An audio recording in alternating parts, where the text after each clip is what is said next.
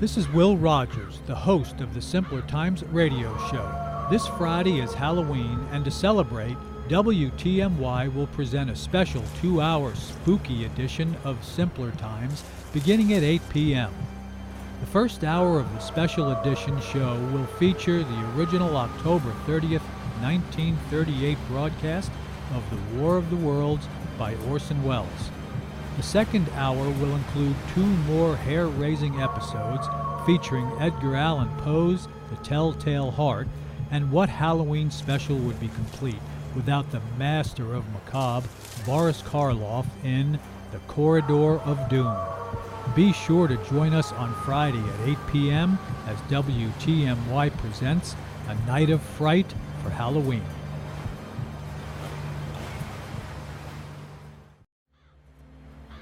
This is Will Rogers, the host of the Simpler Times radio show.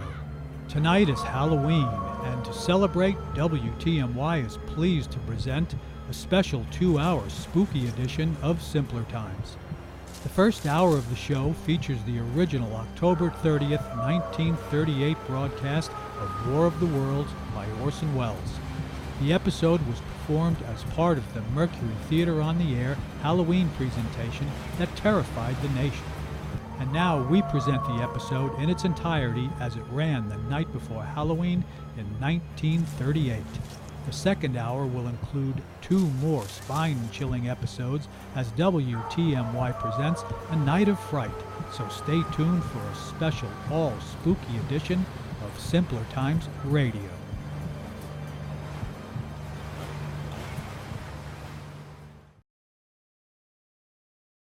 The Columbia Broadcasting System and its affiliated stations present Orson Welles and the Mercury Theater on the Air in The War of the Worlds by H.G. Wells.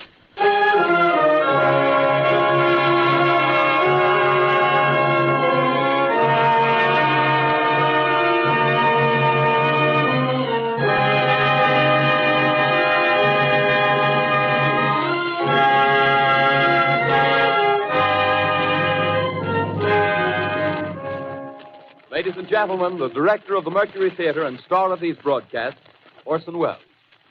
We know now that in the early years of the 20th century, this world was being watched closely by intelligences greater than man's, and yet as mortal as his own. We know now that as human beings busied themselves about their various concerns, they were scrutinized and studied, perhaps almost as narrowly as a man with a microscope might scrutinize the transient creatures that swarm and multiply in a drop of water. With infinite complacence, people went to and fro over the earth about their little affairs, serene in the assurance of their dominion over this small, spinning fragment of solar driftwood, which by chance or design, man has inherited out of the dark mystery of time and space. Yet across an immense ethereal gulf, minds that are to our minds as ours are to the beasts in the jungle, intellects, vast, cool, and unsympathetic, regarded this earth with envious eyes and slowly and surely drew their plans against us. In the 39th year of the 20th century came the Great Disillusionment. Near the end of October, business was better. The war scare was over. More men were back at work. Sales were picking up. On this particular evening, October 30th, the Crosley service estimated that 32 million people were listening in on radios. For the next 24 hours, not much change in temperature. A slight atmospheric disturbance of undetermined origin is reported over Nova Scotia, causing a low-pressure area to move down rather rapidly over the northeastern states, bringing a forecast of rain accompanied by winds of light gale force. Maximum temperature 66, minimum 48. This weather report comes to you from the Government Weather Bureau. We take you now to the Meridian Room in the Hotel Park Plaza in downtown New York, where you will be entertained by the music of Raymond Raquello and his orchestra.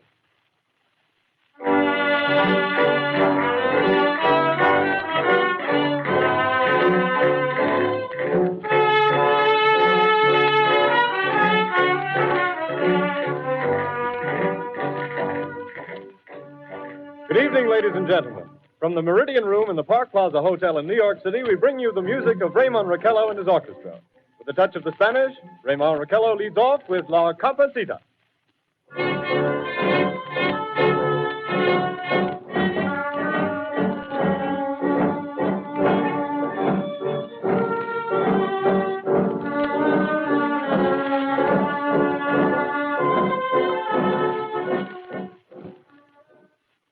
Ladies and gentlemen, we interrupt our program of dance music to bring you a special bulletin from the Intercontinental Radio News.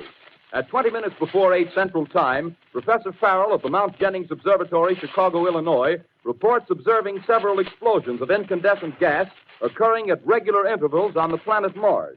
The spectroscope indicates the gas to be hydrogen and moving toward the Earth with enormous velocity. Professor Pearson of the observatory at Princeton confirms Farrell's observation and describes the phenomenon as, quote, like a jet of blue flame shot from a gun, unquote. We now return you to the music of Raymond Raquello, playing for you in the Meridian Room of the Park Plaza Hotel, situated in downtown New York.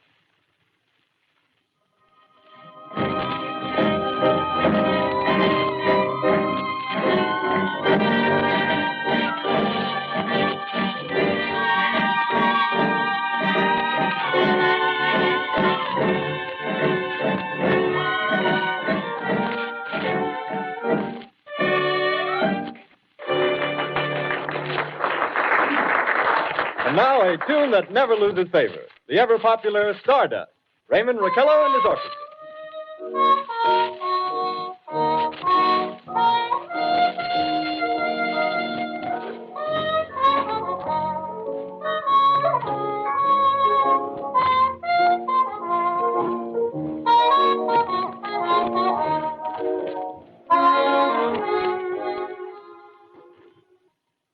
Ladies and gentlemen, following on the news given in our bulletin a moment ago, the Government Meteorological Bureau has requested the large observatories of the country to keep an astronomical watch on any further disturbances occurring on the planet Mars.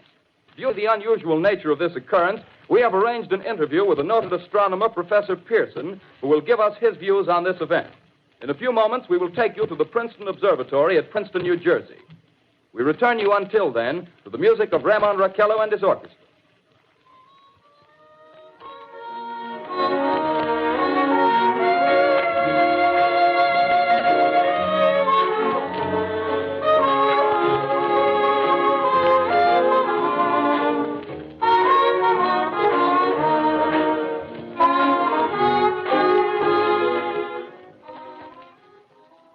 We are ready now to take you to the Princeton Observatory at Princeton, where Carl Phillips, our commentator, will interview Professor Richard Pearson, famous astronomer. We take you now to Princeton, New Jersey. Good evening, ladies and gentlemen. This is Carl Phillips speaking to you from the observatory at Princeton. I'm standing in a large semicircular room, pitch black except for an oblong split in the ceiling.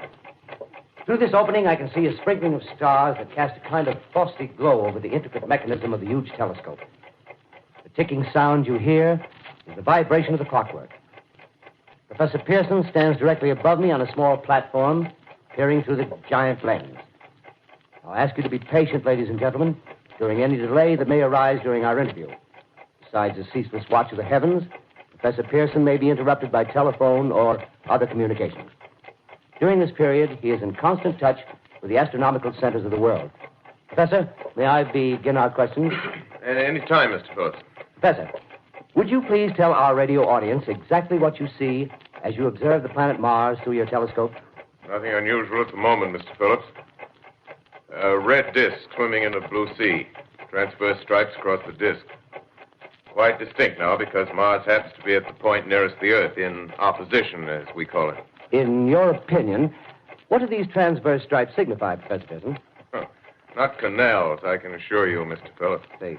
Although that's the popular conjecture of those who imagine Mars to be inhabited. From a scientific viewpoint, the stripes are merely the result of atmospheric conditions peculiar to the planet. Then you're quite convinced, as a scientist, that living intelligence as we know it does not exist on Mars? I say the chances against it are 1,000 to 1. And yet, how do you account for these gas eruptions occurring on the surface of the planet at regular intervals? Phillips, I cannot account for it. By the way, Professor, for the benefit of our listeners, how far is Mars from the Earth? Approximately 40 million miles. Well, that seems a safe enough distance. Just a moment, ladies and gentlemen. Someone has just handed Professor Pearson a message. While he reads it, let me remind you that we are speaking to you from the observatory in Princeton, New Jersey, where we are interviewing the world-famous astronomer, Professor Pearson. One moment, please. Professor Pearson has passed me a message which he has just received. Professor, may I read the message to the listening audience? Certainly, Mr. Phillips. Ladies and gentlemen, I shall read you a wire addressed to Professor Pearson from Dr. Gray of the Natural History Museum, New York. Quote, 9:15 p.m. Eastern Standard Time. Seismograph registered shock of almost earthquake intensity occurring within a radius of 20 miles of Princeton. Please investigate. Signed, Lloyd Gray, Chief of Astronomical Division. Unquote. Professor Pearson, could this occurrence possibly have something to do with the disturbances observed on the planet Mars? Hardly, Mr. Phillips. This is probably a meteorite of unusual size, and its arrival at this particular time is merely a coincidence. However, we shall conduct a search as soon as daylight permits. Thank you, Professor. Ladies and gentlemen, for the past 10 minutes, we've been speaking to you from the observatory at Princeton, bringing you a special interview with Professor Pearson, noted astronomer. This is Carl Phillips speaking. We are returning you now to our New York studio.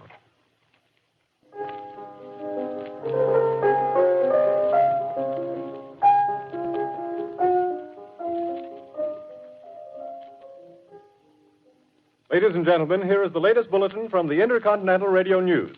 Toronto, Canada. Professor Morse of Macmillan University reports observing a total of 3 explosions on the planet Mars between the hours of 7:45 p.m. and 9:20 p.m. Eastern Standard Time. This confirms earlier reports received from American observatories. Now, nearer home, comes a special bulletin from Trenton, New Jersey. It is reported that at 8:50 p.m., a huge flaming object, believed to be a meteorite, fell on a farm in the neighborhood of Grover's Mill, New Jersey, 22 miles from Trenton. The flash in the sky was visible within a radius of several hundred miles, and the noise of the impact was heard as far north as Elizabeth. We have dispatched a special mobile unit to the scene, and we'll have our commentator, Carl Phillips, give you a word picture of the scene as soon as he can reach there from Princeton. In the meantime, we take you to the Hotel Martinet in Brooklyn, where Bobby Millett and his orchestra are offering a program of dance music.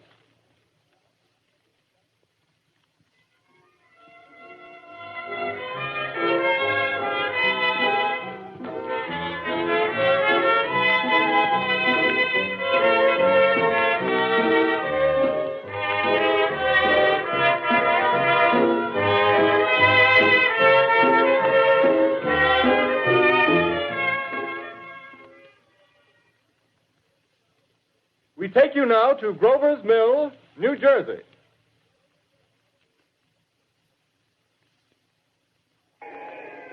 Ladies and gentlemen, this is Carl Phillips again, out at the Wilmot Farm, Grover's Mill, New Jersey. Professor Pearson and myself made the 11 miles from Princeton in 10 minutes.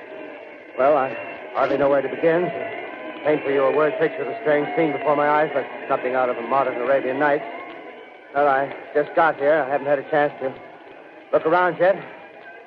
I guess that's it. Yes, I guess that's the thing directly in front of me, half buried in a vast pit. Must have struck with terrific force. The ground is covered with splinters of a tree. It must have struck on its way down. What I can see of the object itself doesn't look very much like a meteor, at least not the meteors I've seen. It looks more like a huge cylinder. Has a diameter of, what would you say, Professor Pearson? What's that? What would you say, what's the diameter of this? About 30 yards. About 30 yards. The metal on the sheath is, well, I've never seen anything like it. The color is sort of yellowish white. Its curious spectators now are pressing close to the object in spite of the efforts of the police to keep them back. Getting in front of my line of vision. Would you mind standing one side, please? While the police are pushing the crowd back. Here's Mr. Wilmot, owner of the farm here. He may have some interesting facts to add. Mr. Wilmot, would you please tell the radio audience as much as you remember of this rather unusual visitor that dropped in your backyard? A step closer, please. Ladies and gentlemen, this is Mr. Wilmot. Well, I was listening to the radio. Closer and louder, please. Pardon me? Louder, please, closer. Yes. I was listening to the radio and kind of drowsing. That professor fellow was talking about Mars, so I was half dozing and half... Yes, Mr. Wilmot, and then what happened? Well, as I was saying, I was listening to the radio, kind of halfway. Yes, Mr. Wilmot, and then you saw something. Well, not first off. I heard something. And what did you hear? A hissing sound like this. Kind of like a 4th of July rocket. Yes, then what? I turned my head out the window and would have sworn I was to sleep and dreaming. Yes? I seen a kind of greenish streak and then zingo. Something smacked the ground, knocked me clear out of my chair. Well, were you frightened, Mr. Wilmot? Well, I ain't quite sure. I reckon I was kind of riled. Well, thank you, Mr. Wilmot. Thank you very much. Yeah, you want me to tell No, that's quite all right. That's plenty. Ladies and gentlemen, you've just heard Mr. Wilmot, owner of the farm where this thing has fallen. I wish I could convey the atmosphere, the background of this fantastic scene. Hundreds of cars are parked in a field in back of us, and the police are trying to rope off the roadway leading into the farm, but it's no use. They're breaking right through. The car's headlights throw an enormous spotlight on the pit where the object's half buried. Now, some of the more daring souls now are venturing near the edge. Their silhouettes stand out against the metal sheen. One man wants to touch the thing. He's having an argument with the policeman. Now, the policeman wins. Now, ladies and gentlemen, there's something I haven't mentioned in all this excitement, but it's becoming more distinct. Perhaps you've caught it already on your radio. Listen, please. Do you hear it? It's a curious humming sound that seems to come from inside the object. I'll move the microphone nearer. Here. Now, we're not more than 25 feet away. Can you hear it now? Professor Pearson. Yes, Mr. Brooks. Can you tell us the meaning of that scraping noise inside the thing? Possibly the unequal cooling of its surface. I say, do you still think it's a meteor, Professor? I don't know what to think. The metal casing is definitely extraterrestrial. Not found on this Earth. Friction with the Earth's atmosphere usually tears holes in a meteorite. This thing is smooth, and you can see its cylindrical Just a minute. shape. Something's happening. Ladies and gentlemen, this is terrific. This end of the thing is beginning to flake off. The top is beginning to rotate like a screw, and the thing must be hollow. He's moving. Keep back there. Keep back there. Keep those men back. Keep back there. Keep those idiots back. Take off. The top's loose. Look out there. Stand back. Ladies and gentlemen, this is the most terrifying thing I've ever witnessed. Wait a minute. Someone's calling someone or something. I can see turning out of that black hole two luminous discs. The eyes, it might be a face, might be almost Good heavens, something wriggling out of the shadow like a gray snake. Now it's another one and another one and another one. They look like tentacles to me. Oh, yeah, I can see the thing's body. Now it's large as a bear. It glistens like wet leather, but that face, ladies and gentlemen, it's indescribable. I can hardly force myself to keep looking at it. It's so awful. The eyes are black and they gleam like a serpent. The mouth is kind of V-shaped with saliva dripping from its rimless lips. It seems to quiver and pulsate, and the monster or whatever it is can hardly move. It seems weighed down by possibly gravity or something. The thing's rising up now, and the crowd falls back. They've seen plenty. The most extraordinary experience, ladies and gentlemen. I can't find words. Well, I'll pull this microphone with me as I talk. I'll have to stop the description until I can take a new position. Hold on, will you, please? I'll be right back in a minute.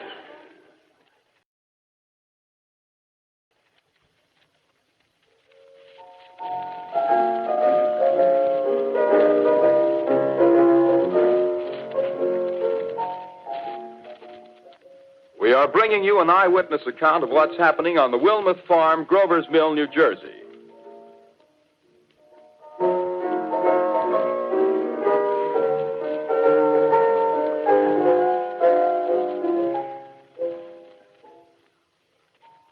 We now return you to Carl Phillips at Grover's Mill. Ladies and gentlemen, am I on? Ladies and gentlemen, here I am, back of a stone wall that adjoins Mr. Wilmot's garden. From here, I get a sweep of the whole scene. I'll give you every detail as long as I can talk and as long as I can see. More state police have arrived. They're drawing up a cordon in front of the pit. About 30 of them. No need to push the crowd back now. They're willing to keep their distance. The captain's conferring with someone. Can't quite see who. Oh, yes, I believe it's Professor Pearson. Yes, it is. Now they've parted, and the professor moves around one side, studying the object while the captain and two policemen advance with something in their hands. I can see it now. It's a white handkerchief tied to a pole. Flag of truce. If those creatures know what that means, what anything means. Wait a minute. Something's happening. humped shape is rising out of the pit. I can make out a small beam of light against a mirror. What's that? There's a jet of flame springing from the mirror, and it leaps right at the advancing men. It strikes them head on. Lord, they're turning into flames. Now the whole field's caught up by the woods, the barns, the gas tanks for the automobiles, spreading everywhere. It's coming this way now, about 20 yards to my right.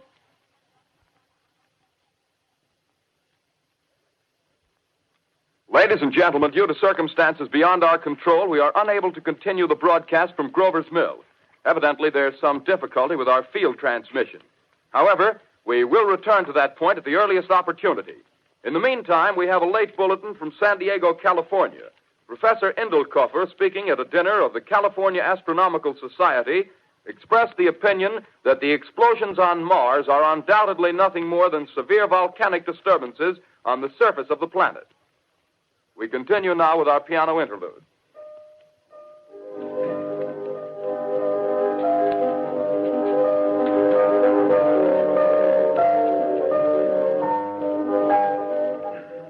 Ladies and gentlemen, I've just been handed a message that came in from Grover's Mill by telephone. Just one moment, please.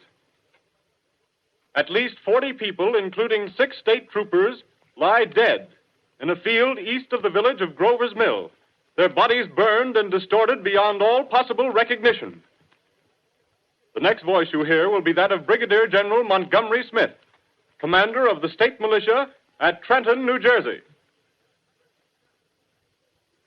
I have been requested by the governor of New Jersey to place the counties of Mercer and Middlesex as far west as Princeton and east to Jamesburg under martial law. No one will be permitted to enter this area except by special pass issued by state or military authorities. 4 companies of state militia are proceeding from Trenton to Grover's Mill and will aid in the evacuation of homes within the range of military operations. Thank you. You have just been listening to General Montgomery Smith, commanding the state militia at Trenton. In the meantime, further details of the catastrophe at Grover's Mill are coming in. The strange creatures, after unleashing their deadly assault, crawled back in their pit and made no attempt to prevent the efforts of the firemen to recover the bodies and extinguish the fire. The combined fire departments of Mercer County are fighting the flames which menace the entire countryside. We have been unable to establish any contact with our mobile unit at Grover's Mill, but we hope to be able to return you there at the earliest possible moment. In the meantime, we take you to... Just one moment, please. Ladies and gentlemen, I have just been informed that we have finally established communication with an eyewitness of the tragedy. Professor Pearson has been located at a farmhouse near Grover's Mill, where he has established an emergency observation post. As a scientist, he will give you his explanation of the calamity. The next voice you hear will be that of Professor Pearson, brought to you by direct wire. Professor Pearson. Of the creatures in the rocket cylinder at Grover's Mill, I can give you no authoritative information, either as to their nature, their origin, or their purposes here on Earth. Of their destructive instrument, I might venture some conjectural explanation. For want of a better term, I shall refer to the mysterious weapon as a heat ray. It's all too evident that these creatures have scientific knowledge far in advance of our own. It's my guess that in some way they are able to generate an intense heat in a chamber of practically absolute non-conductivity. This intense heat they project in a parallel beam against any object they choose by means of a polished parabolic mirror of unknown composition, much as the mirror of a lighthouse projects a beam of light. That is my conjecture of the origin of the heat ray. Thank you, Professor Pearson. Ladies and gentlemen, here is a bulletin from Trenton. It is a brief statement informing us that the charred body of Carl Phillips has been identified in a Trenton hospital. Now, here's another bulletin from Washington, D.C. The Office of the Director of the National Red Cross reports 10 units of Red Cross emergency workers have been assigned to the headquarters of the state militia, stationed outside of Grover's Mill, New Jersey. Here's a bulletin from State Police, Princeton Junction. The fires at Grover's Mill and vicinity are now under control. Scouts report all quiet in the pit, and there is no sign of life appearing from the mouth of the cylinder. Now, ladies and gentlemen, we have a special statement from Mr. Harry McDonald, Vice President in charge of operations. We have received a request from the state militia of Trenton to place at their disposal our entire broadcasting facilities. In view of the gravity of the situation, and believing that radio has a responsibility to serve in the public interest at all times, we are turning over our facilities to the state militia at Trenton. We take you now to the field headquarters of the state militia near Grover's Mill, New Jersey. This is Captain Lansing of the Signal Corps, attached to the state militia, now engaged in military operations in the vicinity of Grover's Mill. Situation arising from the reported presence of certain individuals of unidentified nature is now under complete control. The cylindrical object, which lies in a pit directly below our position, surrounded on all sides by 8 battalions of infantry, without heavy field pieces, but adequately armed with rifles and machine guns. All cause for alarm, if such cause ever existed, is now entirely unjustified. Things, whatever they are, do not even venture to poke their heads above the pit. I can see their hiding place plainly in the glare of the searchlights here. With all their reported resources, these creatures can scarcely stand up against heavy machine gun fire.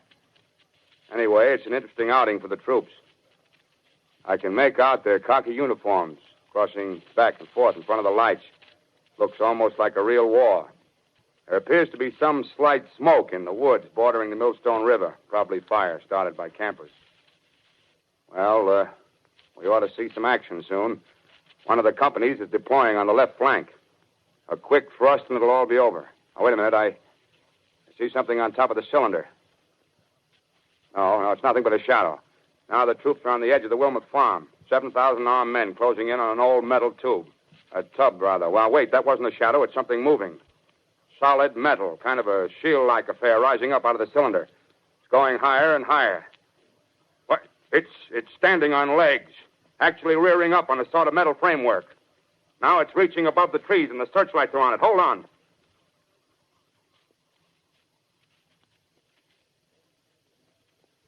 Ladies and gentlemen, I have a grave announcement to make.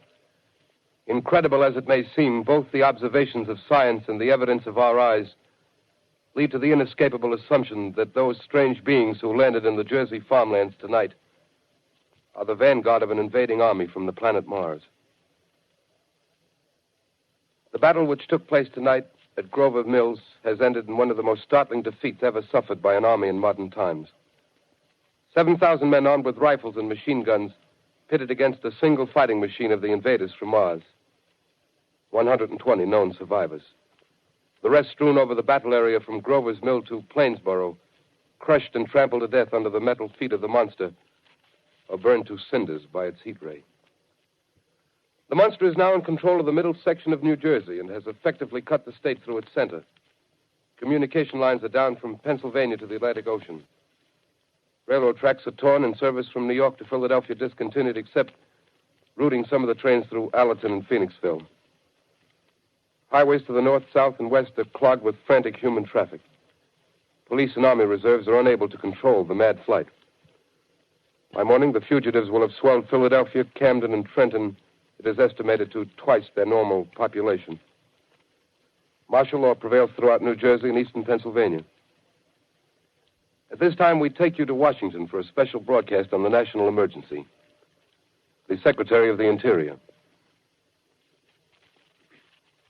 Citizens of the nation, I shall not try to conceal the gravity of the situation that confronts the country, nor the concern of your government in protecting the lives and property of its people.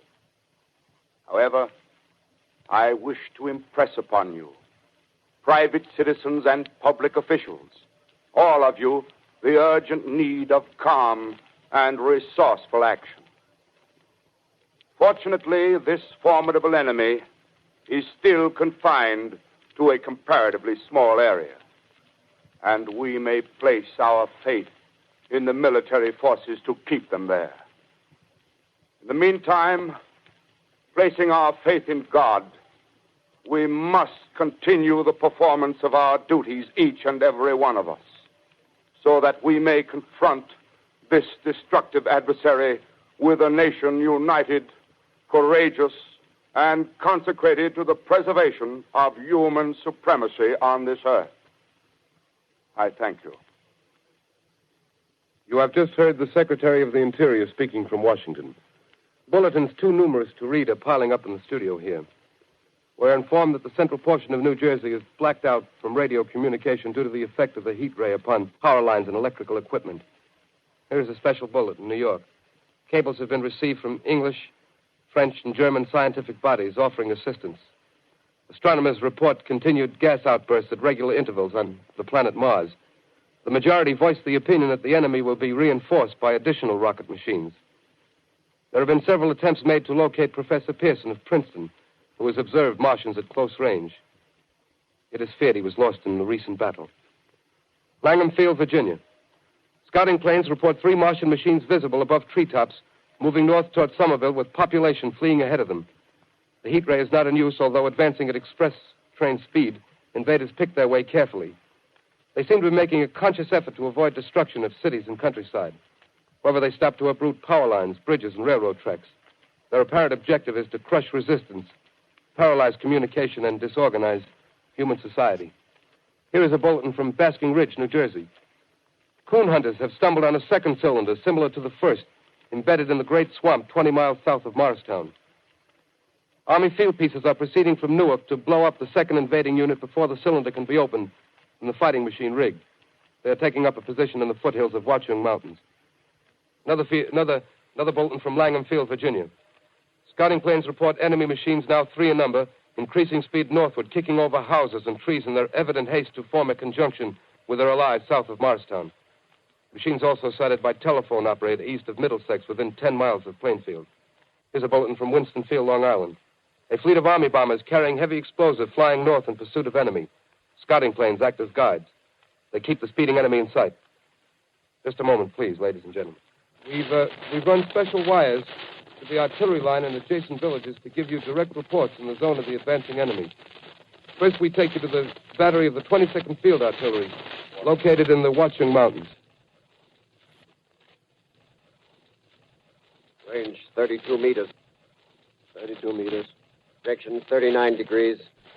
39 degrees. Fire. 140 yards to the right, sir. Shift range 31 meters.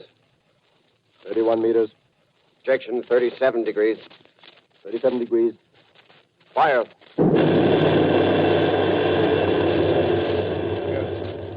Hit, sir. Got the tripod of one of them. That's stopped. The others are trying to repair it. Quick, get the range. Shift 30 meters. 30 meters. Projection 27 degrees. 27 degrees. Fire.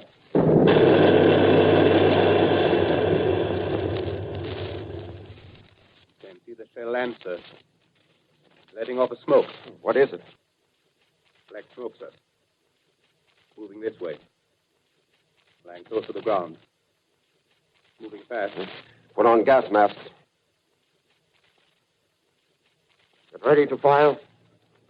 Shift to 24 meters. 24 meters.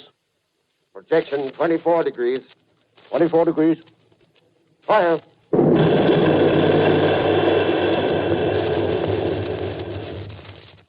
Still can't see, sir. Smoke's coming nearer. Get the range. 33 meters. 23 meters. 23 meters. Protect 22 degrees. 22 degrees.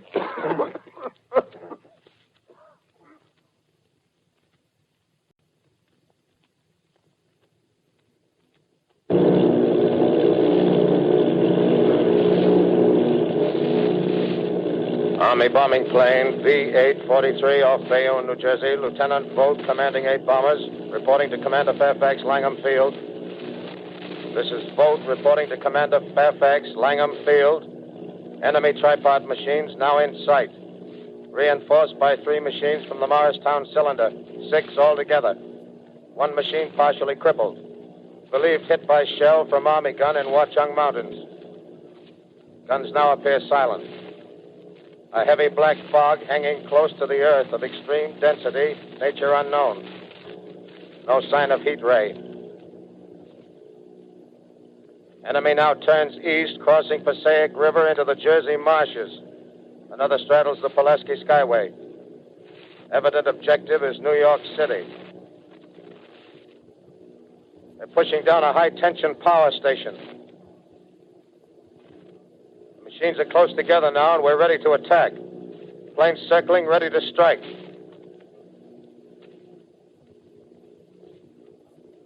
A 1,000 yards, and we'll be over the first.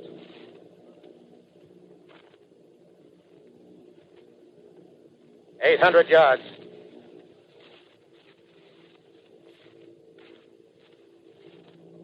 $600.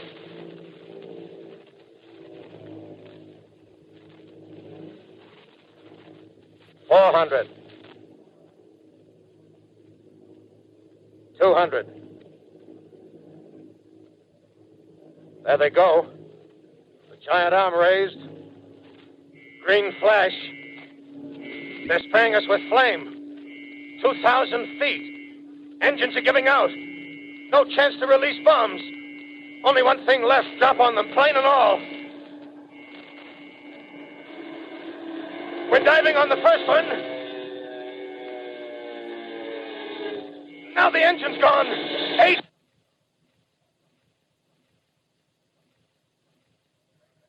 This is Bayonne, New Jersey, calling Langham Field. This is Bayonne, New Jersey, calling Langham Field. Come in, please. This is Langham Field. Go ahead. 8 Army bombers in engagement with enemy tripod machines over Jersey Flats. Engines incapacitated by heat ray. All crashed. 1 enemy machine destroyed. Enemy now discharging heavy black smoke in direction of... This is Newark, New Jersey. This is Newark, New Jersey. Warning. Poisonous black smoke pouring in from Jersey marshes. Reaches South Street. Gas masks useless. Urge population to move into open spaces. Automobiles use routes 7, 23, 24. Avoid congested areas. Smoke now spreading over Raymond Boulevard.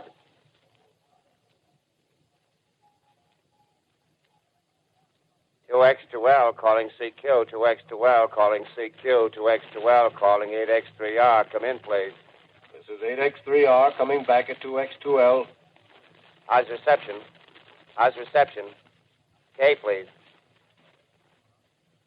Where are you, 8X3R? What's the matter? Where are you?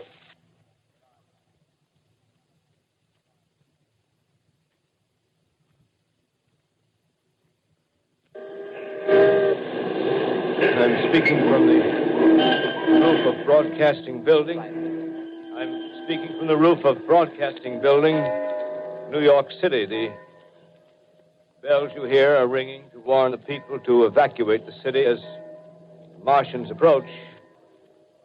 Estimated in the last 2 hours, 3 million people have moved out along the roads to the north. Hutchison River Parkway is still kept open for motor traffic. Avoid bridges to Long Island, hopelessly jammed. All communication with Jersey Shore closed 10 minutes ago. No more defenses. Our army is wiped out. Artillery, Air Force, everything wiped out. This may be the last broadcast. We'll stay here to the end. People are holding service here below us in the cathedral. Now I look down the harbor, all manner of boats, overloaded with fleeing population pulling out from docks. Streets are all jammed. Noise in crowds like New Year's Eve in city. Wait a minute. The enemy is now in sight above the Palisades. Five great machines.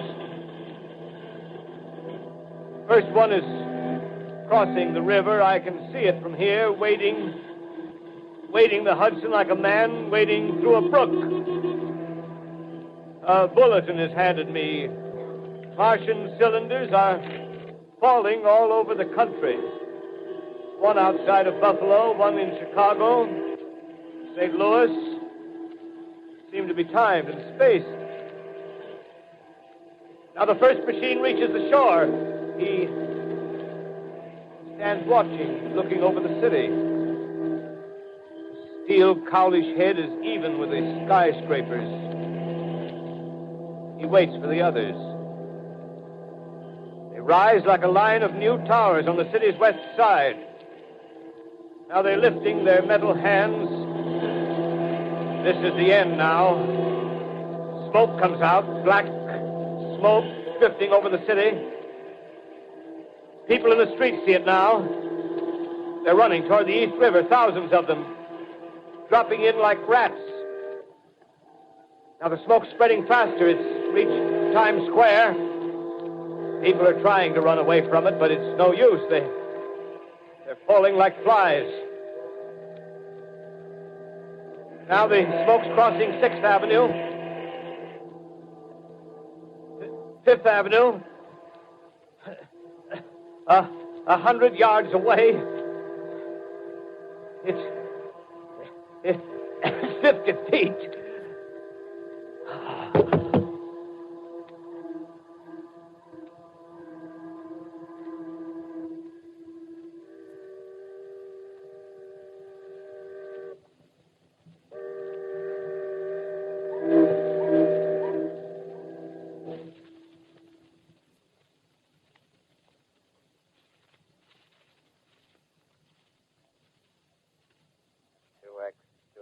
Calling CQ. 2X2L calling CQ. 2X2L calling CQ, New York. Isn't there anyone on the air? Isn't there anyone on the air? Isn't there anyone? 2X2L.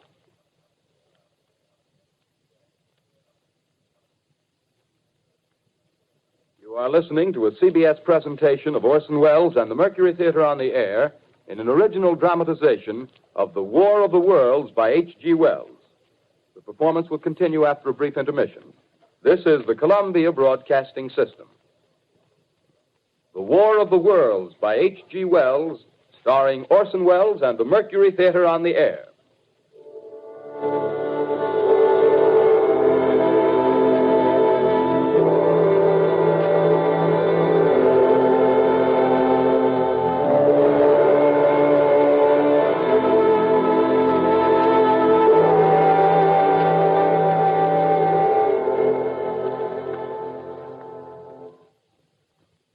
I set down these notes on paper.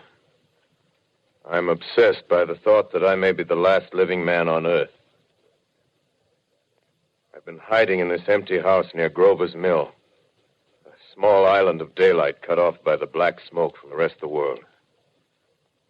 All that happened before the arrival of these monstrous creatures in the world now seems part of another life. A life that has no continuity with the present. Furtive existence of the lonely derelict who pencils these words on the back of some astronomical notes bearing the signature of Richard Pearson. I look down at my blackened hand and I try to connect them with a professor who lives at Princeton and who, on the night of October 20th, glimpsed through his telescope an orange splash of light on a distant planet. My wife, my colleagues, my students, my books, my observatory, my world. Where are they? Did they ever exist? Am I Richard Pearson? What day is it? Do days exist without calendars? Does time pass when there are no human hands left to wind the clocks? In writing down my daily life, I tell myself I shall preserve human history between the dark covers of this little book that was meant to record the movements of the stars. But to write, I must live, and to live, I must eat. If Find moldy bread in the kitchen and an orange not too spoiled to swallow. Keep watch at the window. Time to time, I catch sight of a Martian above the black smoke. The smoke still holds the house in its black coil, but at length there's a hissing sound, and suddenly I see a Martian mounted on his machine, spraying the air with a jet of steam as if to dissipate the smoke. I watch in a corner as his huge metal legs nearly brush against the house. Exhausted by terror, I fall asleep. Morning. Morning. Sun streams in the window. The black cloud of gas is lifted, and the scorched meadows to the north look as though a black snowstorm had passed over them. I venture from the house. I make my way to a road, no traffic. Here and there, a wrecked car, baggage overturned, a blackened skeleton. Push on north. For some reason, I feel safer trailing these monsters than running away from them. And I keep a careful watch. I've seen the Martians feed. Should one of their machines appear over the top of trees, I'm ready to fling myself flat on the earth. Come to a chestnut tree. October. Chestnuts are ripe. Fill my pockets. I must keep alive. 2 days I wander in a vague northerly direction through a desolate world. Finally, I notice a living creature. A small red squirrel in a beech tree. I stare at him and wonder. He stares back at me. I believe at that moment the animal and I shared the same emotion. The joy of finding another living being. Push on north. I find dead cows in a brackish field, and beyond the charred ruins of a dairy and a silo, remain standing guard over the wasteland like a lighthouse, deserted by the sea. Astride the silo perches a weathercock. The arrow points north. North. Next day, I come to a city. City vaguely familiar in its contours, yet its buildings strangely dwarfed and leveled off as if a giant had sliced off its highest towers with a capricious sweep of his hand. Reached the outskirts. I found Newark. Newark, undemolished but humbled by some whim of the advancing Martians. Presently, with an odd feeling of being watched, I caught sight of something crouching in a doorway. I made a step towards it. It rose up and became a man. A man armed with a large knife. Stop! Where do you come from? I come from many places. A long time ago, from Princeton. Princeton, huh? That's near Grover's Mill. Yes. Grover's Mill. There's no food here. This is my country. All this end of town down the river. There's only food for one. Which way are you going? I don't know. I guess I'm looking for people. Hey, what was that? Did you hear something just then? No. Only a bird. A live bird. Yeah. You get to know that birds have shadows these days. Say, we're in the open here. Let's crawl in this doorway here and talk. Have you seen any Martians? No. They're going over to New York. Night, the sky's alive with their lights, just as if people were still living in it. By daylight, you can't see them. 5 days ago, a couple of them carried something big across the flats from the airport. I think they're learning how to fly. Fly? Yeah, fly. Then it's all over with humanity. Stranger, there's still you and I. 2 of us left. Yeah. They got themselves in solid. They wrecked the greatest country in the world. Those green stars, they're probably falling somewhere every night. They've only lost one machine. There isn't anything to do. We're done. We're licked. Where were you? You're in a uniform. Yeah, what's left of it. I was in the militia. National Guard. That's good. There wasn't any war. Any more than there's war between men and ants. Yes, but we're eatable ants. I found that out. What'll they do to us? I thought it all out. Right now, we're caught as we're wanted. A Martian only has to go a few miles to get a crowd on the run. But they won't keep on doing that. They'll begin catching us systematic, like keeping the best and storing us in cages and things. They haven't begun on us yet. Not begun? Not begun.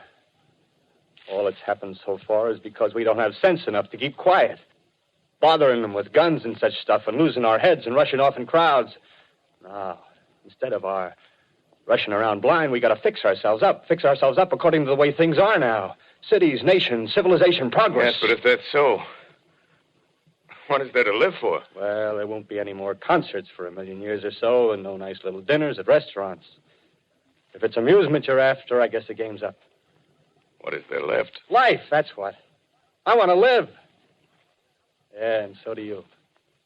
We're not going to be exterminated. And I don't mean to be caught either. Tamed and fattened and bred like an ox. What are you going to do? I'm going on. Right under their feet. I got a plan. We men as men, we're finished. We don't know enough. We got to learn plenty before we got a chance. We've got to live and keep free while we learn, see? I've thought it all out, see? Well, tell me the rest. Well, it isn't all of us that are made for wild beasts. That's what it got to. That's what it got to be. That's why I watched you. Watched you. All those little office workers that used to live in these houses. They be no good. They haven't any stuff in them. They used to run off to work. I've seen hundreds of them running to catch their commuter's train in the morning, afraid they'd get canned if they didn't. Running back at night, afraid they wouldn't be in time for dinner. Lives insured and a little invested in case of accidents. Yeah, and on Sundays, worried about the hereafter. Well, the Martians, they'll be a godsend for those guys. Nice, roomy cages, good food, careful breeding, no worries. Yeah, after a week or so of chasing around the fields on empty stomachs, they'll come and be glad to be caught. You've thought it all out, haven't you? Sure, you bet I have. That isn't all.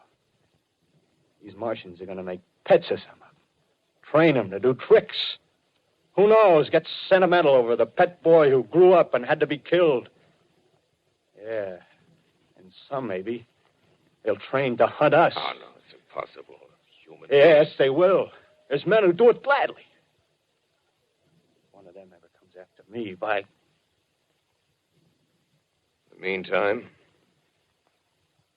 you and I and others like us, where are we to live when the Martians own the Earth? I got it all figured out. We'll live underground. I've been thinking about the sewers. Under New York, there are miles and miles of them. The main ones, they're big enough for anybody. Then there's cellars, vaults, underground storerooms, railway tunnels, subways. You begin to see, huh? We'll get a bunch of strong men together. No weaklings. That rubbish, out. As you meant me to go. All right. Give you a chance, didn't I? Won't quarrel about that. Go on. Well, we got to make safe places for us to stay in, see? Get all the books we can. Science books. That's where men like you come in, see? We raid the museums. We'll even spy on the Martians. May not be so much we have to learn before... Listen. Just imagine this. 4 or 5 of their own fighting machines suddenly start off. Heat rays right and left. Not a Martian in them. Not a Martian in them, see? But men. Men who've learned the way how. May even be in our time. Gee. Imagine having one of them lovely things with its heat ray wide and free. We'd turn it on Martians. We'd turn it on men. We'd bring everybody down on their knees. That's your plan. You, me, a few more of us. We'd own the world. I see. Hey. Hey, what's the matter? Where are you going? Not to your world. Bye, stranger. Well, after parting with the artilleryman, I came at last to the Holland Tunnel, entered that silent tube, anxious to know the fate of the great city on the other side of the Hudson. Cautiously, I came out of the tunnel and made my way up Canal Street. Reached 14th Street, and there again were black powder and several bodies and an evil, ominous smell from the gratings of the cellars of some of the houses. I wandered up through the 30s and 40s, stood alone on Times Square, caught sight of a lean dog running down 7th Avenue with a piece of dark brown meat in his jaws and a pack of starving mongrels at his heels. He made a wide circle around me as though he feared I might prove a fresh competitor. Walked up Broadway in the direction of that strange powder, past silent shop windows, displaying their mute wares to empty sidewalks. Past the Capitol Theater, silent, dark. Past a shooting gallery where a row of empty guns faced an arrested line of wooden ducks. Near Columbus Circle, I noticed models of 1939 motor cars in the showrooms facing empty streets. Over the top of the General Motors building, I watched a flock of black birds circling in the sky. Hurried on. Suddenly, I caught sight of the hood of a Martian machine, standing somewhere in Central Park, gleaming in the late afternoon sun. An insane idea. I rushed recklessly across Columbus Circle and into the park. I climbed a small hill above the pond at 60th Street, and from there I could see, standing in a silent row along the mall, 19 of those great metal titans, their cowls empty, their steel arms hanging listlessly by their sides. I looked in vain for the monsters that inhabit those machines. Suddenly, my eyes were attracted to the immense flock of black birds that hovered directly below me. They circled to the ground. And there before my eyes, stark and silent, lay the Martians with the hungry birds pecking and tearing brown shreds of flesh from their dead bodies. Later, when their bodies were examined in laboratories, it was found that they were killed by the putrefactive and disease bacteria against which their systems were unprepared. Slain, after all, man's defenses had failed by the humblest thing that God, His wisdom, has put upon this earth. Before the cylinder fell, there was a general persuasion that through all the deep of space, no life existed beyond the petty surface of our minute sphere. Now we see further. Dim and wonderful is the vision I've conjured up in my mind of life spreading slowly from this little seedbed of the solar system throughout the inanimate vastnesses of sidereal space. But it's a remote dream. Maybe that the destruction of the Martians is only a reprieve to them and not to us. Is the future ordained, perhaps? Strange it now seems to sit in my peaceful study at Princeton, writing down this last chapter of the record, begun at a deserted farm in Grover's Mill. Strange to watch children playing in the streets. Strange to see young people strolling on the green where the new spring grass heals the last black scars of a bruised earth. Strange to watch the sightseers enter the museum where the dissembled parts of a Martian machine are kept on public view. Strange when I recall the time when I first saw it. Bright and clean-cut, hard and silent under the dawn of that last great day.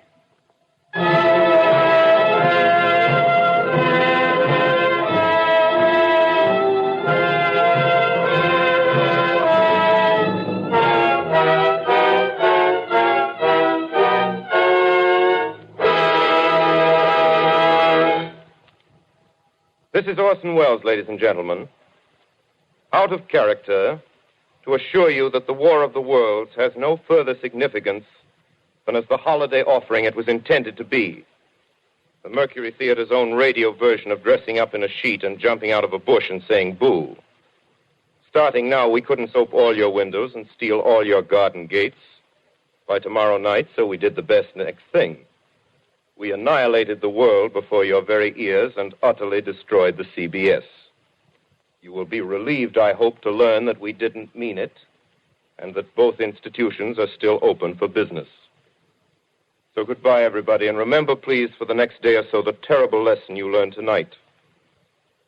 That grinning, glowing, globular invader of your living room is an inhabitant of the pumpkin patch, and if your doorbell rings and nobody's there, that was no Martian. It's Halloween.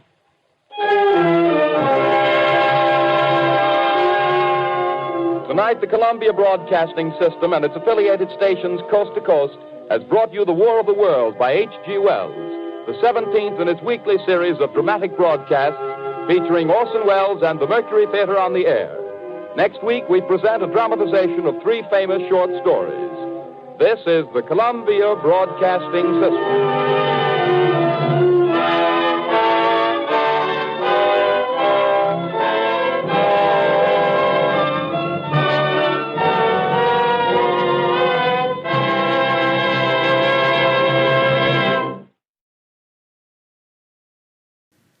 This is the Simpler Times Radio Show. We'll be right back with more exciting Theater of the Mind right after this.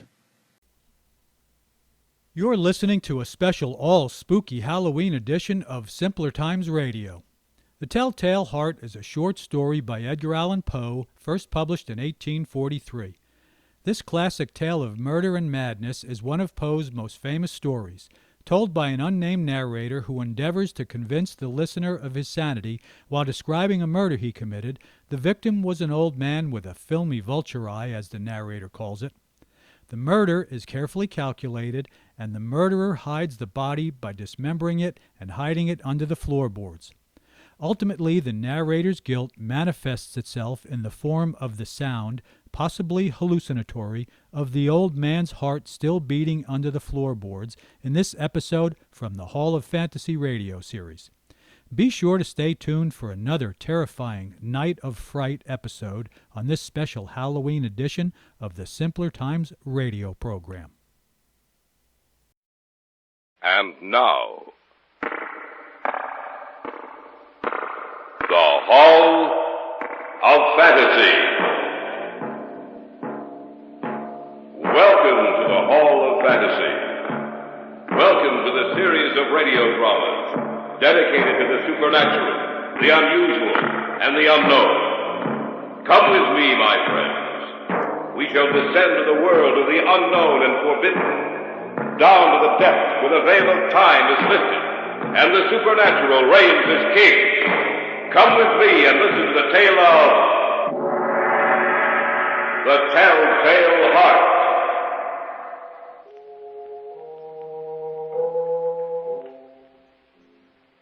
I had nothing against the man. I didn't want his money. And those who say I did are crazy. He was always agreeable and liked me. But there was one thing about him that bothered me. That eye of his. That pale blue vulture eye. Why did you do it? That voice. It's always with me. It's always with me. Why did you do it? Why did you do it? Listen. Can't you hear it? Slow, rhythmic beating. It's with me. It follows me wherever I go. The pounding of his heart. The pounding, beating rhythm of the telltale heart. Be quiet! Be quiet! Be quiet!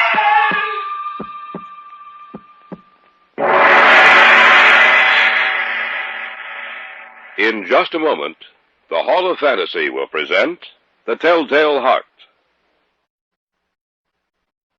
And now for our story. Adapted for radio by Richard Thorne, entitled The Telltale Heart.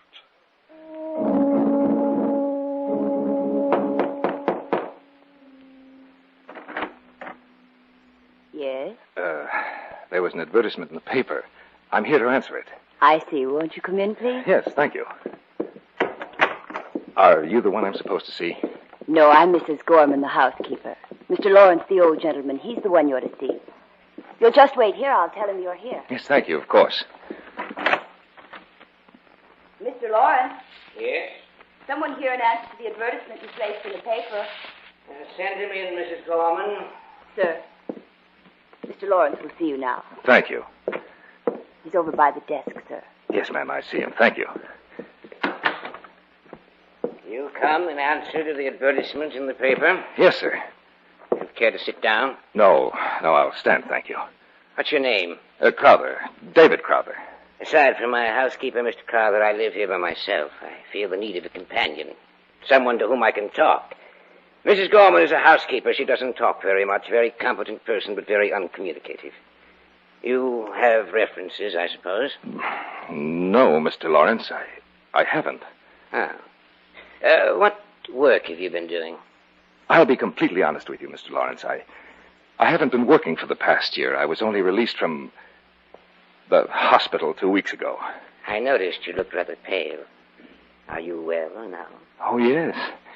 I've completely recovered. Well, you don't have references. I don't know. Please, Mr. Lawrence. I need employment. My money is all gone, and I must work in order to live. I see. What about your family? I have no family. No other attachments? No, sir. I'm going to take a chance on you, Mr. Crowther. Thank you, Of sir. course, your salary won't be too large. But you'll have a roof over your head and plenty of food to eat. When can you start? Tonight, if you like, Mr. Lawrence. Excellent. You know, Mr. Crowther, David, if I may call you that. Yes, sir. I have the feeling that we're going to get along quite well together.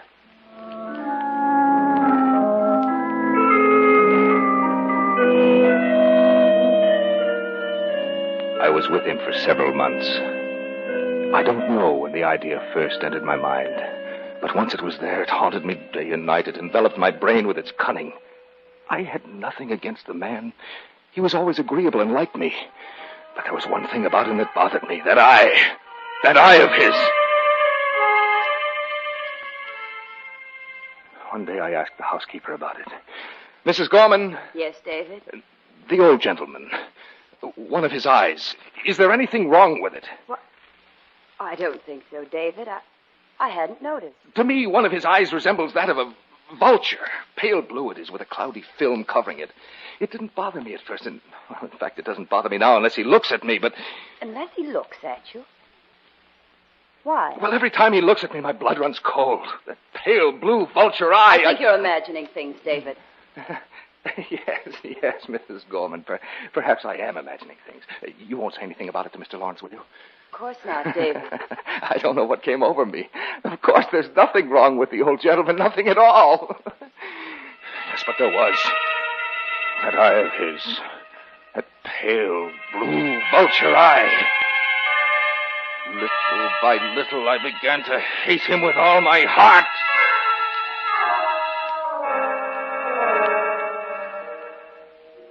One evening, a few weeks later, the old man and I sat in the living room. We had just finished dinner and were talking as we usually did. Just as you say, Mr. Lawrence, we'll have to wait and well, what are you looking at? What, David? Are you staring at me? No, of course not. Yes, you are. Don't look at me like that. I'm not looking... Don't look at me! Turn it away, turn your eye away. David, what's wrong with you? Nothing's wrong with me. Only your eye. It's like a vulture's.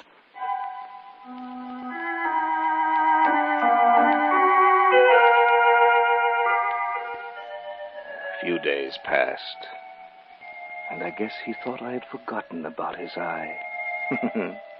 But I hadn't. No, I hadn't. And every night about midnight, I'd get out of bed, creep from my room to his. I'd unlatch the door and open it. And then, after it was opened wide enough to stick my head through, I would put in a cupboard lantern all closed so that no light would shine forth.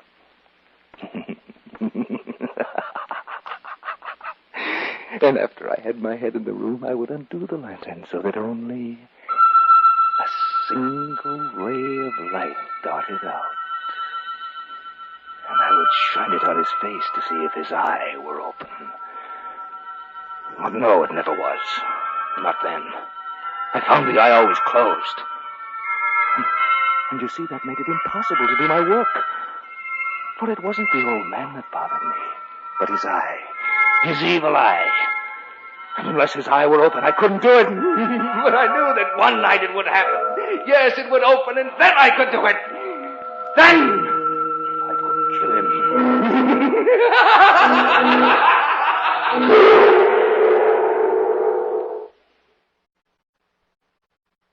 Back now to our story, adapted especially for radio by Richard Thorne, entitled The Telltale Heart.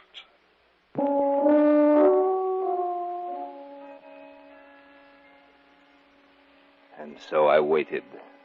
I went out of my way to make him comfortable. I made sure that I never mentioned anything about his eye to him.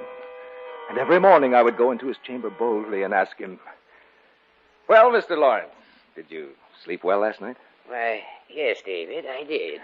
You didn't hear anything? Any noises? No, not a one. I'm glad of that. Why? Did you hear anything? No, not a thing. And why did you ask me if I had? Oh, I was just asking, Mr. Lawrence. I wanted to make sure. I wanted to make sure.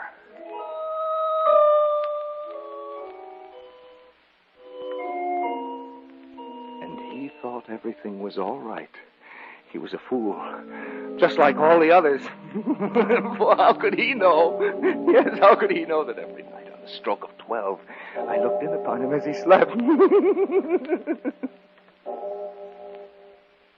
You know, David, I didn't sleep very well last night. You didn't, Mr. Lawrence? No, I had a bad dream. Oh? What did you dream about? I dreamt that someone was looking in at me while I slept. Just waiting for a chance to kill me. Well, that's just a dream, Mr. Lawrence. Nothing to worry about, you know that. Yes, I guess it was just a dream. Because the only people here are Mrs. Gorman, myself, and neither one of us would hurt you. You know that, don't you, Mr. Lawrence? Yes. I'm glad you're both with me, David. Just the same, I can't seem to get rid of that feeling. It frightens me. Don't worry about a thing, Mr. Lawrence. No, don't worry. I'll take care of you.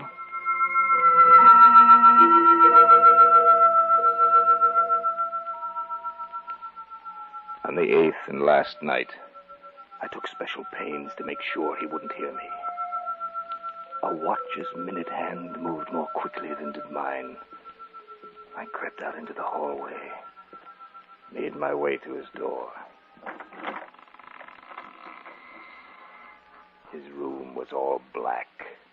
Black as coal, black as midnight. I think he heard me, but I knew he couldn't see a thing. The room was too dark for that.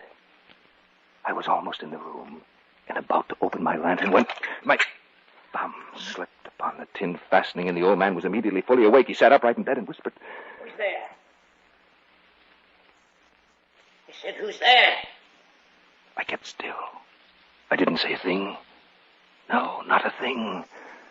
And for what seemed like an hour, I stood there and didn't move a muscle. I knew he wouldn't lie down. He was sitting up in his bed, listening for what it was that had made the noise. The old man was in mortal fear. When I had waited a long time and still had not heard him lie back upon his bed, I resolved to open my lantern a little. Yes, just a little, just the tiniest bit. And presently, the tiniest bit of light struggled out.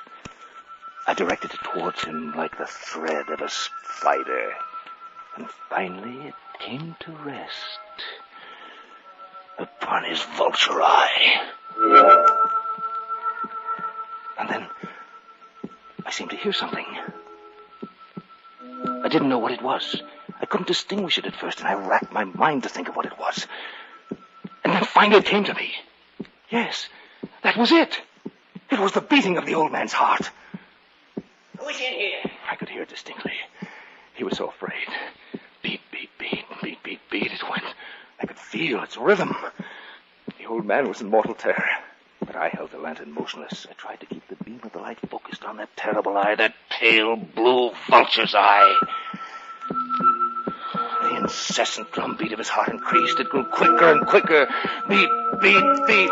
Louder, louder every moment. The old man's terror must have been extreme. Then I thought of something else. The sound of his heart was so loud it might be heard by someone else, by Mrs. Gorman, by some prying neighbor. And I couldn't allow that, could I? No. And the beating grew louder and louder and louder until I could stand it no longer. Who's there? Don't be afraid, old man. Is that you, David? Yes, that's right. It's only me. Nothing to be afraid of. What are you doing in my room? Just watching over you, Mr. Lawrence. I thought it was someone else. You have nothing to fear from me, old man. But you should be asleep. Oh, I'll go to sleep. And so will you, old man. So will you. David, what's wrong with you? Nothing. Nothing, old man. Nothing at all. Don't come any closer to me. Stay away from me. Die, old man! Die! Let your heart die with you. Let me go. Die! Die! Close your eye, that vulture eye! Close it forever!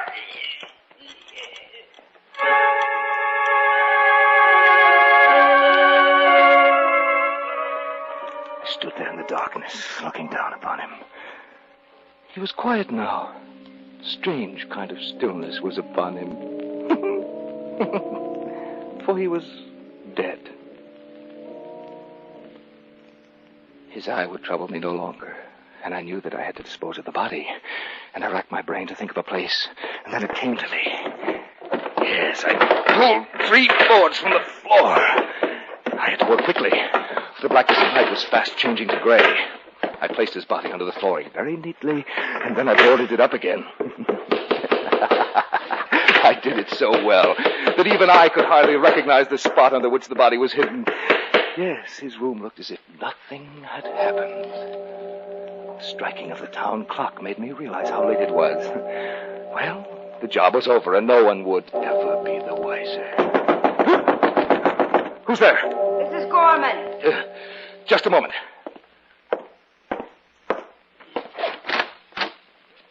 Yes. Yes, what is it?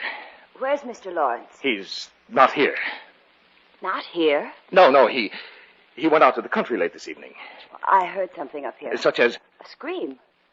No one screamed, Mrs. Gorman. What? I guess I was mistaken.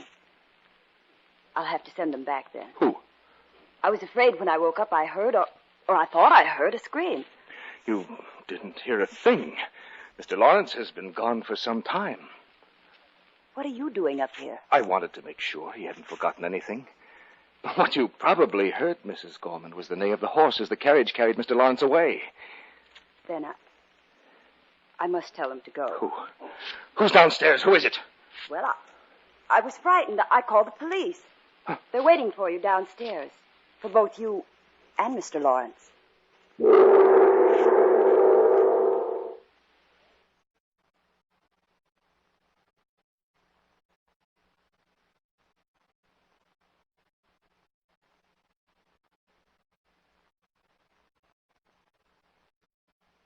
Back now to our story, adapted especially for radio by Richard Thorne, entitled The Telltale Heart.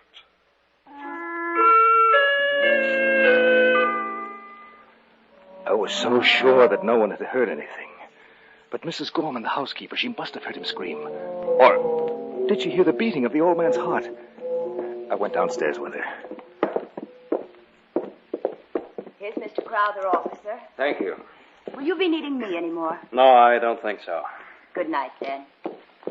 Well, what can I do for you, gentlemen? You'll have to pardon us, sir, for disturbing you. We received a complaint from your housekeeper about some strange noises she heard. Oh, she must be mistaken, officer. Nothing's happened here. The housekeeper said she heard a scream from upstairs. Oh, she must have been dreaming. Perhaps. But I hope you'll excuse us, sir, if we take a look through the house. Why, certainly, officer. I have nothing to hide. Well, where do you want to start, gentlemen? If you'll just show us around. With pleasure. Just follow me. I led them from room to room. I took them all over the house. I wanted to show them I had nothing to hide. I showed them every nook and cranny in the place except the old man's room. I wanted to save that till last. Don't you think this is enough? Finally, I took them into his room, and though they searched it exhaustively, they found nothing. I was quite pleased with myself. That housekeeper of yours must have imagined she heard a scream from up here. Probably just a nightmare. Well, perhaps what she heard was me. Yes, I had a nightmare, and I think I might have been the one she heard. Well, there you are. That's a simple explanation of it. Yeah, I often have nightmares, you know. We ought to go to her room and tell your house. Don't worry about it, Tom. It wasn't her fault. Yes. Well, as a matter of fact, how will she know who made the noise? She said there was a Mr. Lawrence living here, too. Oh, yes. Where is he now? Well, he isn't here. Well, that's evident. But where is he? Well, he went out to the country for a few weeks. He left tonight. I see. Sorry to have troubled you, sir. No trouble at all, officer. Well, let's get out of here, Ed. We're keeping this gentleman up. If you gentlemen won't think it presumptuous, won't you have a glass of wine with me? I know how it is after you've been up all night. Oh, I don't know, sir. We're not supposed to drink while we're on duty. Ah, but Ed, we're almost through. Let's have a glass of wine. When we finish here, we can go home. Yes, do have some wine. All right, it's a pleasure. All right, I'll get it for you. And Mr. Lawrence always kept a decanter and glasses on that table. Did you say kept, sir? A slip of the tongue, officer. The hour is late, you know. Don't mind Ed, Mr. Crowther. He's suspicious of everybody. Yes, of course. Well, that's your job. Well, here we are. I hope you like sherry. Mm-hmm. Always have it at home. Good. Glad to hear that. Well, here's yours, sir. Thank you. And yours. Thanks. There. Now, shall we drink to something, gentlemen? Well, let's drink to you, sir, as a sort of apology for interrupting your sleep. Yes. That's very good, you know. You did interrupt me. I wanted to show off. I had seated them in the old man's room. And after all, in a way, this was a celebration, a token of my ingenuity. I'd seated myself on top of the very spot under which I'd hidden the body. We had one glass of wine, then another, and another. We were talking quite freely when I heard it. Won't you gentlemen have enough... What's that? What's what, sir? That noise. That beating. I don't hear anything. Anything wrong, Mr. Crowther? No, nothing. Nothing's wrong. Have some more wine.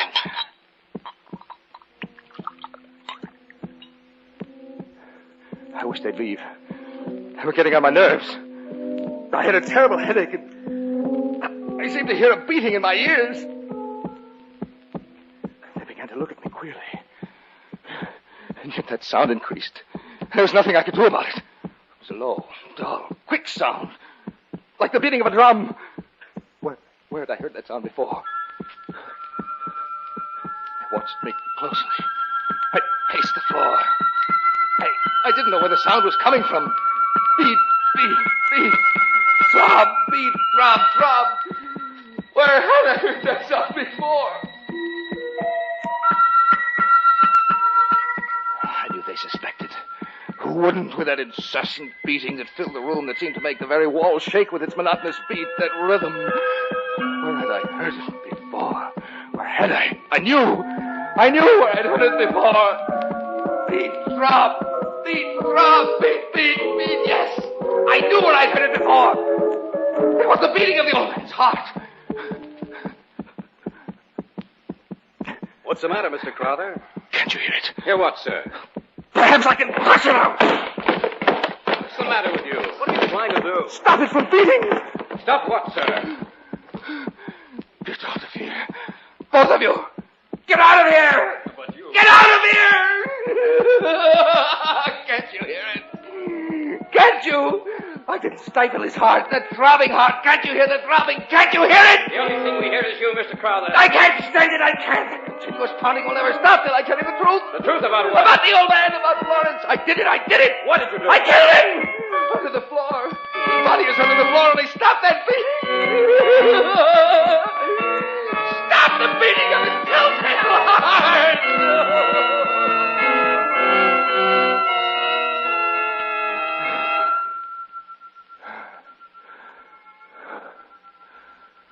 Why did you do it? That voice. It's always with me. always with me. Why did you do it? Why did you do it? Listen. Can you hear it? Slow, rhythmic beating. Beating. It's with me. It follows me wherever I go. The pounding of its heart. The pounding, the beating rhythm of his telltale heart. Be quiet. Be quiet.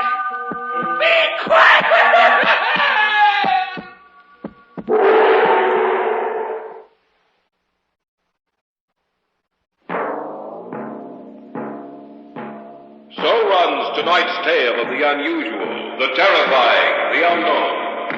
Join us again when next we journey down the corridors of the Hall of Fantasy to hear another strange tale of the supernatural. All characters and events portrayed in these programs are fictional, and any similarity to actual events or persons, living or dead, is purely coincidental.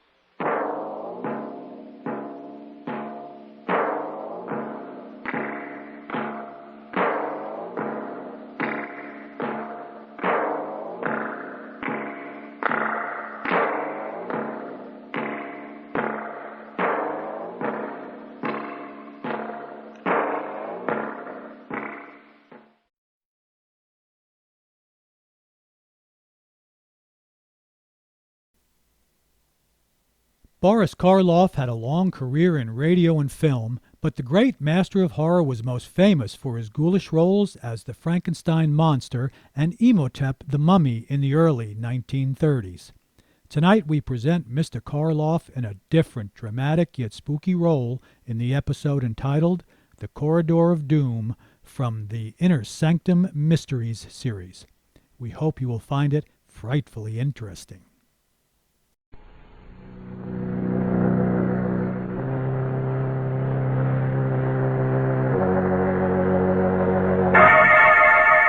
Inner Sanctum Mysteries, starring Boris Karloff.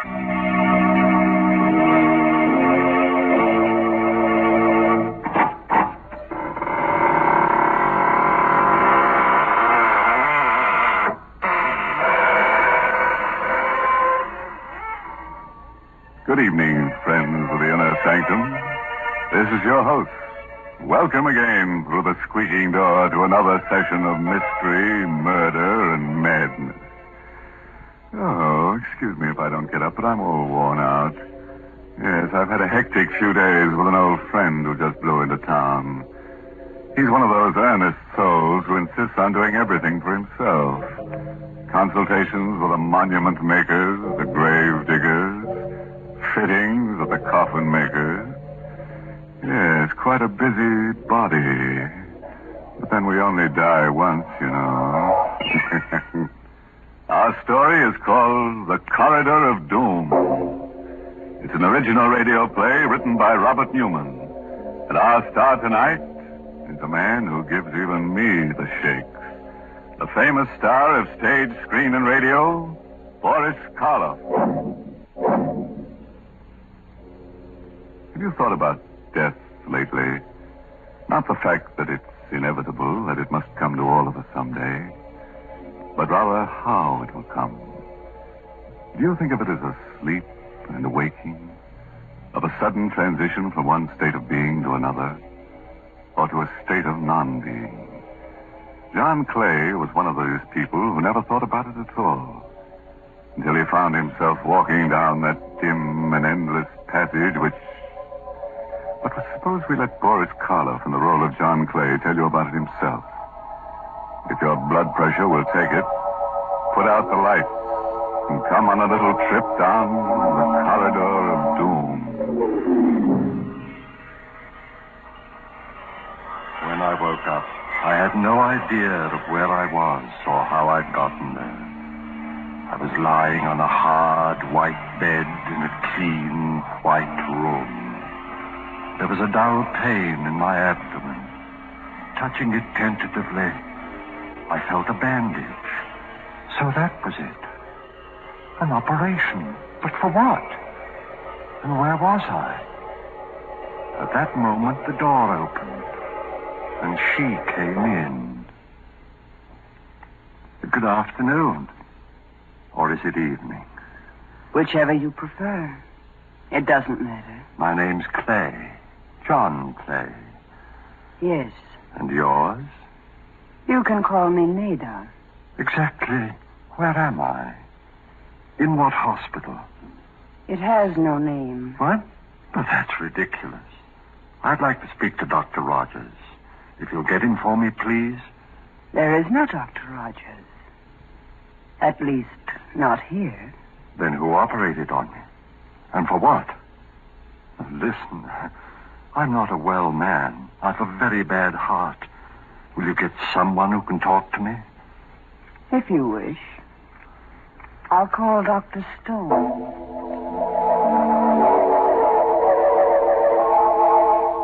A chill crept through my bones. It wasn't cold. It was fear. Unreasoning and abysmal fear. The door opened again, and there stood a heavy-set man, his hair flecked with gray, and with him, my son-in-law, Alex Bartlett. Alec, I can't tell you how glad I am to see you. Hello, Father. But why are you standing out there? Why don't you come in? Oh, no. No, I shouldn't advise it, Mr. Clay. And why not? And why? Oh, was it you who operated on me? Yes. I'm Dr. Stone. Why wasn't Dr. Rogers called in? He's taken care of me for years. There wasn't time. It happened during the night. Acute appendicitis. And even as it was... Even as it was? What? And why are you dressed that way, Alec? All in black. Well, it's customary. After all, you are my father-in-law. Of course I am, but... Now, look, Alec. You've got to stop being so mysterious. You know about my heart, what any sudden shock will do. I don't think you need worry about that anymore, Mr. Clay. And as far as the mystery is concerned, this initial period of adjustment is always a little difficult. Difficult? Do you realize what it's like, lying here helpless, completely isolated, as if I were all alone in the world? Or isn't there someone I can talk to? Some of the other patients? Not just yet. When the time comes, you'll meet them. But, look, Doctor, I can't stand much more of this. I can't. If I don't find someone who really cares about me, who'll treat me like a normal human being... Easy, Mr. I won't Clay. take it easy. I won't stay here another minute. I'm leaving right now. Sorry, but I don't think we can permit it. Oh, well, we'll see about that. You're getting yourself all upset for no reason, Mr. Clay, making it very difficult for the rest of us. Martin, you'd better let me have some of that bottle there. About 10 cc's. The red medicine? Yes. I don't want any medicine. I won't take it. Now, please, Mr. Clay. I won't, I tell you. No, I don't want the... It's awful. Salty. It tastes like... Yes. But I think you'll find that it will make things much easier for you. Very much easier. You're doping me up. That's what you're doing. Putting me to sleep. You think that when I wake up, I'll forget about everything. Yes, Mr. Clay. You'll forget about everything. Everything.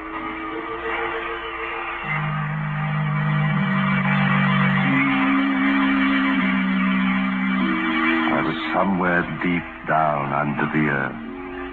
It was a passageway, stone-flagged and with stone walls, and I was walking slowly down it in my bare feet.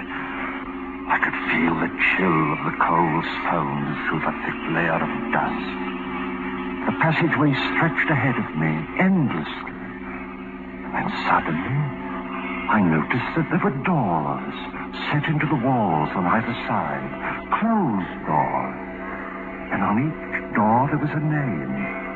Abel, Abercrombie, Abington. Where was I? What was this place?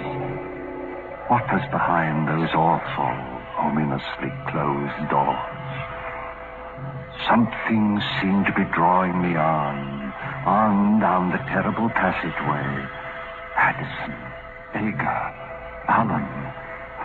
I could feel the cold creeping up my legs, higher and higher, my heart pounding faster and faster. And suddenly I knew where I was and where I was going. Knew what was waiting for me there ahead of me down the passage. Exerting all my will, I turned, tried to go back. With a roaring in my ears, I was falling through the darkness.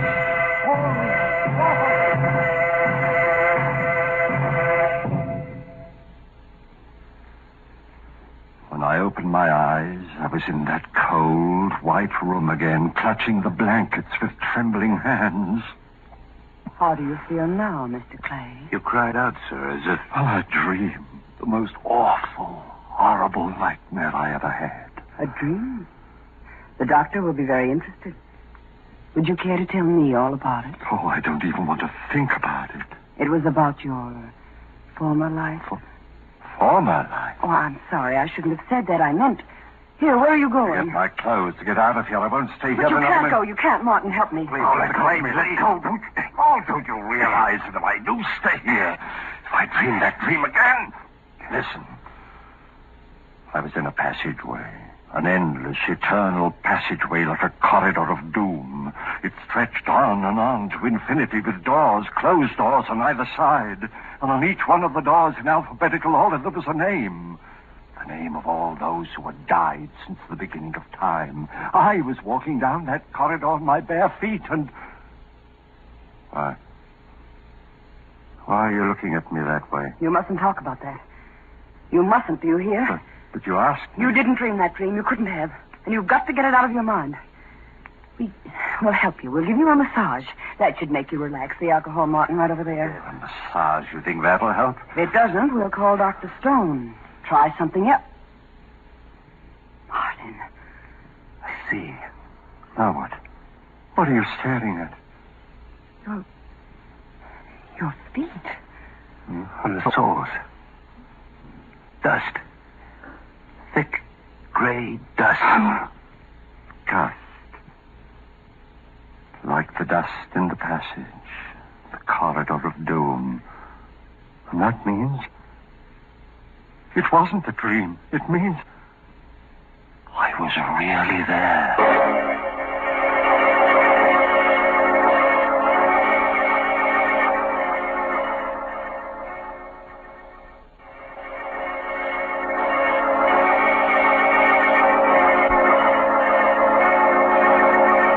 I lay there, staring down at my feet.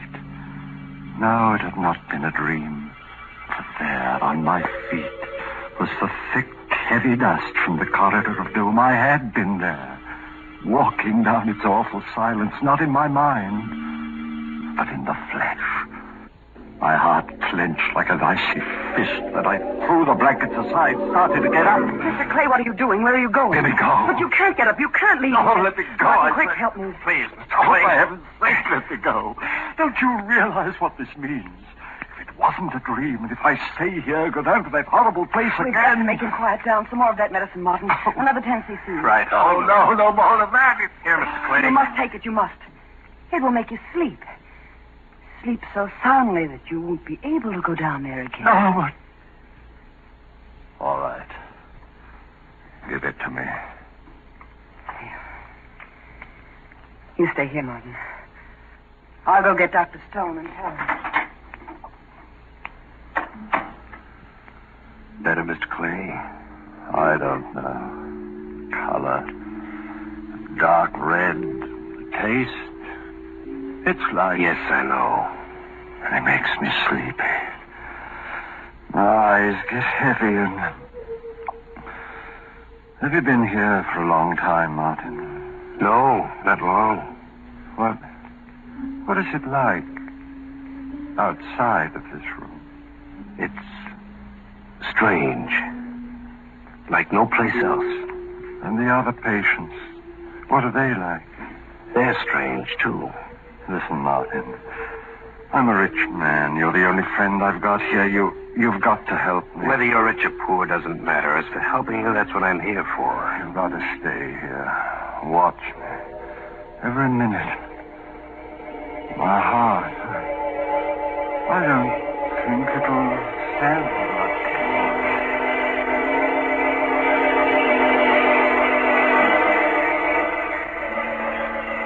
My first sensation was one of cold, numbing cold, creeping up my limbs. I reached for the blankets, couldn't find them. Then I opened my eyes, and I was there again, back there in that awful endless passage, that corridor of doom. The same stone wall, stone floor, covered with a thick layer of dust. The same doors with a name on each one, on both sides of me. But now I was up to the bees. That one there, Barbara, next to it, Babbitt, and then Backer. I tried to cry out, but I couldn't utter a sound. I tried to stop, check myself. My muscles didn't respond. Slowly, heavily, I continued walking on down that endless passage. Past Badger, Baffin, Bagley, past the bees and towards the sea. Towards a door with my name on it. My heart pulsed, pounding with terror. My breath rasped in my throat. Convulsively, I clutched at the wall, forced myself completely around. Then, as if I were fighting against a roaring gale, I drove myself back. One step I took, 2, 3, and I stumbled. I was falling again, falling through darkness, complete, absolute, unending.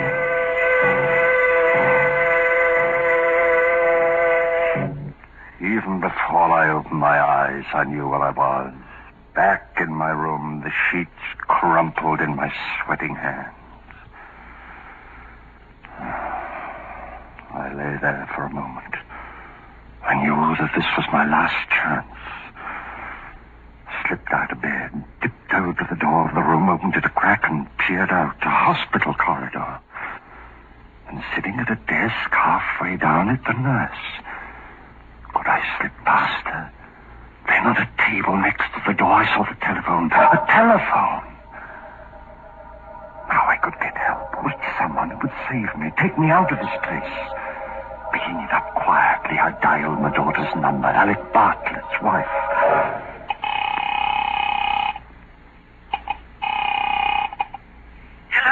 Jane? Oh, thank heaven. Hello? Jane, it's your father. Listen, you've got to help me. You've got to come and get me. I'm at the hospital. Alex knows where. Hello, is anyone there? Yes, can't you hear me? Didn't you hear what I said? It's your father. And Jane. Hung up. I heard her, but she couldn't hear me. Something wrong with the phone, her phone. I've got to get hold of somebody, but who? Dr. Rogers? Oh, might be out. If they come in while I'm phoning... Oh, I know, of course.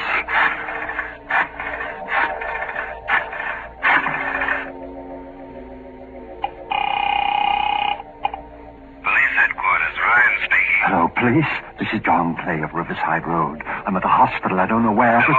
But can't you hear me, officer? For heaven's sake, listen. It's a matter of life and death. John Clay at a hospital. My son-in-law, Alec Bartlett, can tell you where. Hello? Officer, listen. Don't hang up. Don't. Officer, hello. Anything the matter, Mr. Clay? Dr. Stone, your telephone, there's something wrong with it. No, Mr. Clay. There's nothing wrong. Not with the telephone. But I tried to make 2 calls. 2 different numbers, and... I know. You should have known. Nurse, orderly. Should have known what? Why couldn't they hear me when I could hear them? Why? Yes, Dr. Stone? Will you put Mr. Clay back into bed? No. I'm awfully sorry, sir. I only went out for a minute. Come on, Mr. Clay. No, please. leave me alone. Please, Mr. let go. Clay, No, you're struggling. You know that, don't you? Yes, I know. Doctor, I won't have to go back down there again, will I? Down to the corridor? That's not up to me. All right, nurse. I think we're ready for another dose. The final one. Yes, Doctor. No, doctor. No, not that red medicine. Not again. I'm sorry, but you've got a lot of time. All the time we can give you. All right, Mr. Clay. No, I won't Here. take it. You know what it means, doctor. I'll go back down there again to the corridor. It'll be to the letter C. To the place where my name is. If he won't take it by himself, perhaps you'd better help her, Martin. Yes, sir. No, I will not.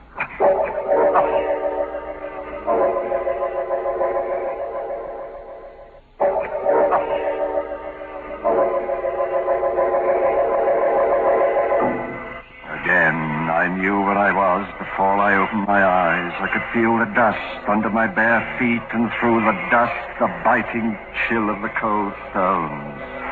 I was there, back in the corridor, walking down its silent length past the blank, closed doors. For the names on the doors, now they were all C's. Cabot, Cadden, Cahoon. On I walked, the beating of my heart, the pounding of my pulse loud in my ears. On down the passage, no longer even trying to fight against what I knew was inevitable. On past Cameron, Chelsea, Chiswick, and then... suddenly, terribly, one door. A door with my name on it, gaping, waiting for me. I tried to stop, to turn, but my legs carried me forward. I was but 2 doors away. I could see into it now, see that it contained nothing. Absolutely nothing, not even a coffin. Just stone walls and a flat stone slab. I was turning, step over the threshold. I made a last convulsive effort. Merciful heaven, help me! Save me!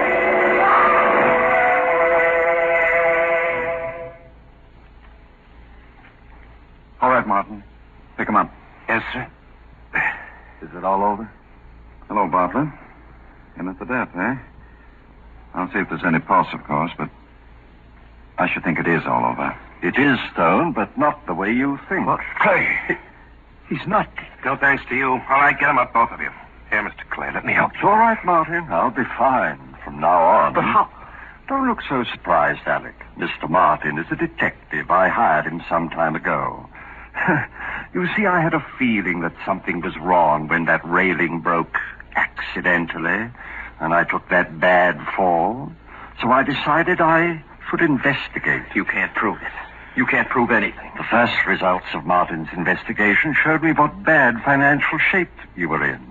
And it was then that I realized that you had actually been trying to murder me to get hold of my money. So I faked that story of having a very bad heart. You mean it? I thought it would give you the idea of trying something more subtle and less dangerous. And it certainly did. But you still can't prove anything, not a thing. No, don't you worry about that. Don't forget. Come back here, Bartlett. You'll never have a chance to prove it. Come back, Bartlett. Oh, you shot him, killed him. Well, I couldn't have. I fired up in the air to get him to stop. Come on. I don't understand. There's not a mark on him. But he is dead. He was the one who had the bad heart. That's what gave me the idea of pretend. Good heavens, look.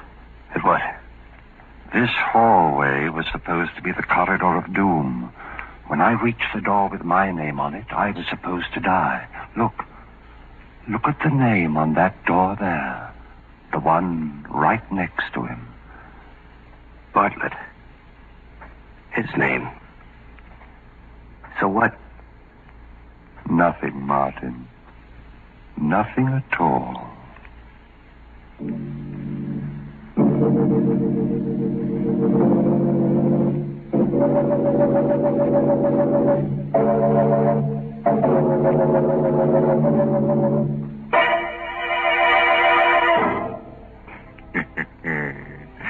Now, where do you think old Dr. Stone got the idea for that little alphabetical graveyard?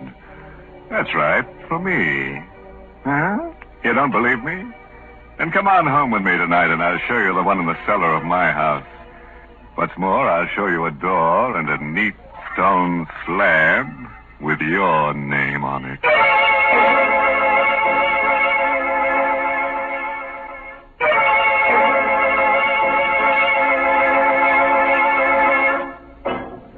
And now a word of advice. If you should wake up tonight with a sudden chill, find yourself walking barefoot down a dusty stone corridor with doors on both sides of it, don't get excited. Just insist on a doom with a view. Good night. Pleasant dreams.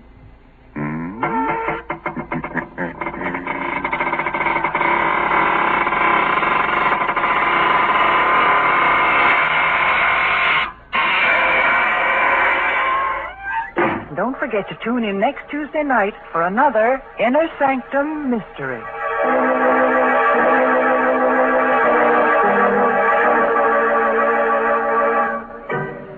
This is CBS, the Columbia Broadcasting System.